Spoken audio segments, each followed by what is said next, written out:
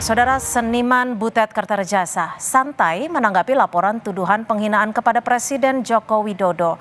Butet berterima kasih atas cabutan laporan terhadap dirinya.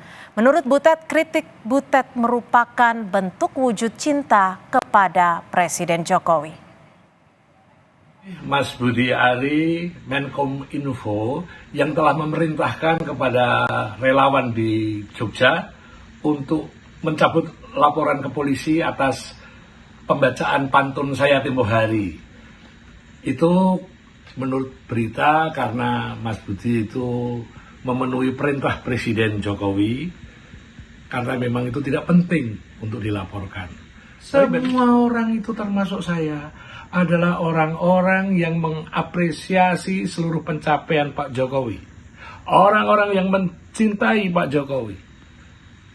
Itu sebabnya, karena kami mencintai, kami mengingatkan, mengkritik, supaya Pak Jokowi dalam track di jalan demokrasi dan tidak mengkhianati konstitusi. Pak Budi Ari.